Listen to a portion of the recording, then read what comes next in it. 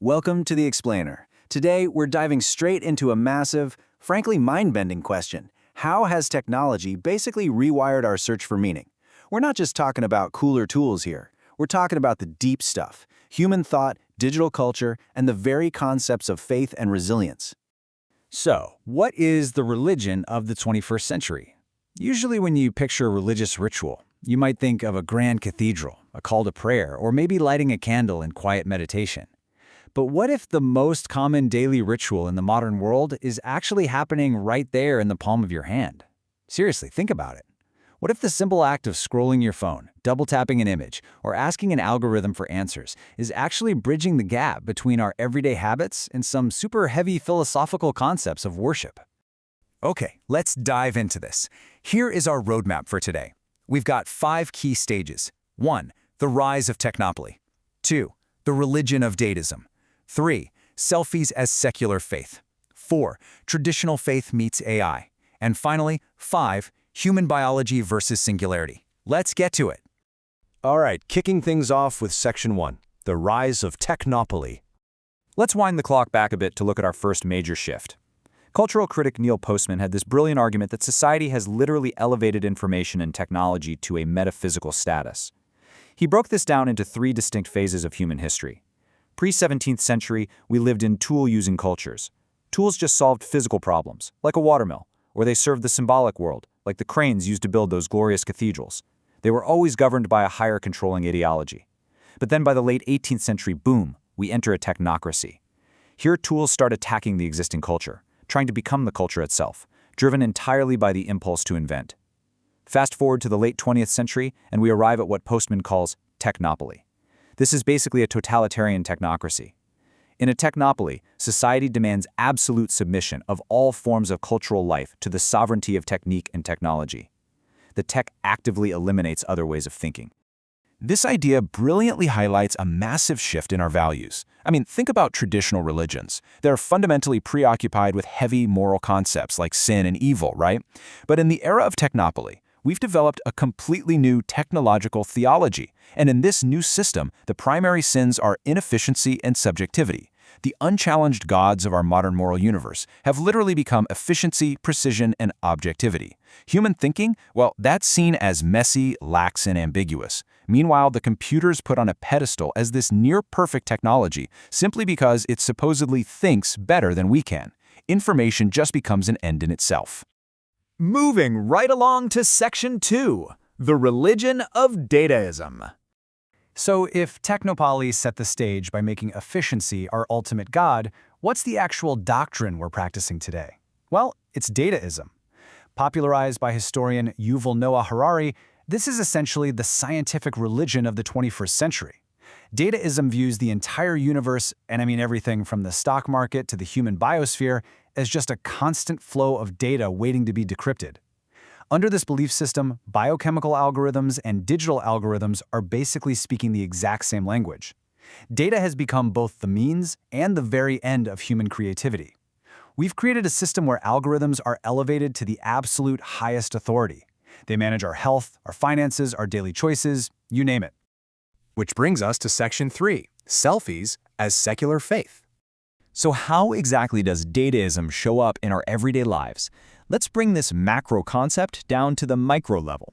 Looking at the fascinating research of Matthias Nygaard, we can actually see the bragging selfie as way more than just a simple display of vanity. Nygaard argues that everyday social media behavior acts as a secular religion. Users are essentially crafting and then worshiping highly idealized digital versions of themselves.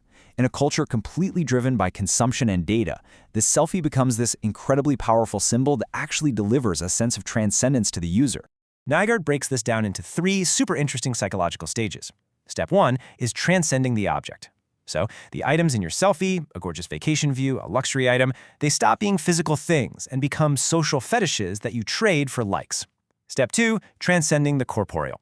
The selfie removes us from our physical, flawed bodies and places us into the imaginary, this hyper-reality on social media where our ideals are constantly perfectly realized.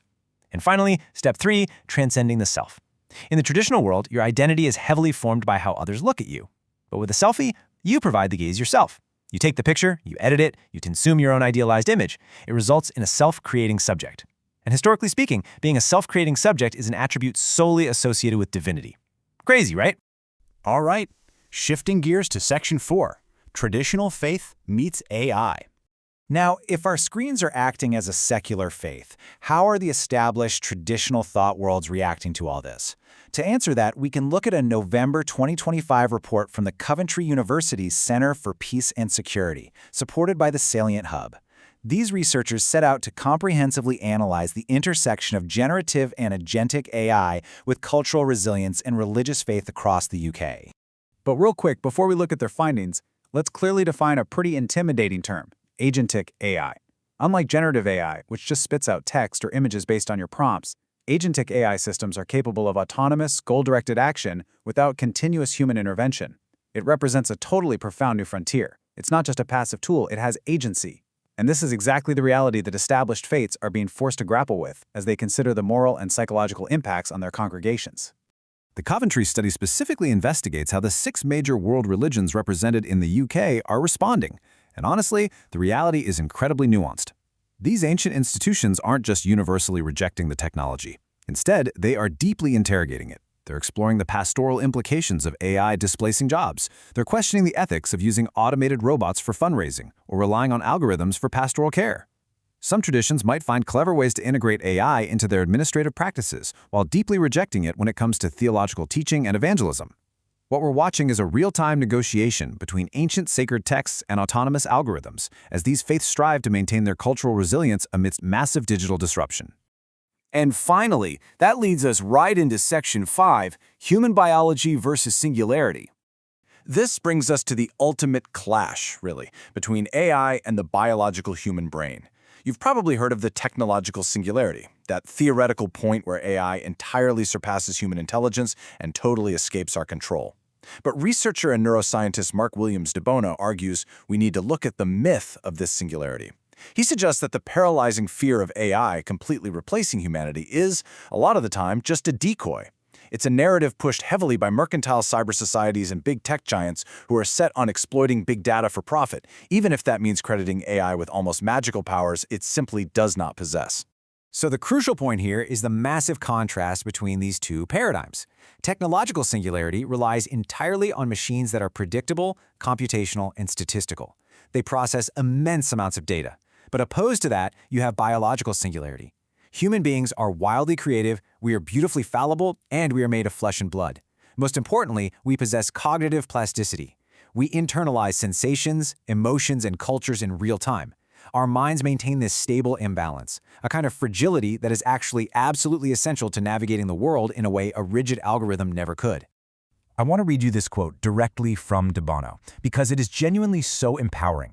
He says, "Therein resides the difference between computing power and the human brain, capable of storing and acquiring new forms of learning, and practicing inventiveness while always preserving its memory identity. Our fluid intelligence, our unique capacity to manage uncertainty, and our deep experiential memory cannot simply be replaced by processing power. Sure, a machine might simulate cognition really well, but it does not have the embodied historicity of a human being." Which leaves us with this final, incredibly provocative thought to ponder today. Where exactly does cognitive determinism end? And where does free thought actually begin in the age of big data? If our tools are fundamentally shaping our culture, our self-worth, and even our spiritual resilience, we have to actively choose what we surrender to them. Thank you so much for joining me on this explainer. I really hope it empowers you to critically examine the systems you interact with, the data you generate, and ultimately, what you choose to worship in your daily digital life. Stay curious, keep critically thinking, and I'll catch you next time.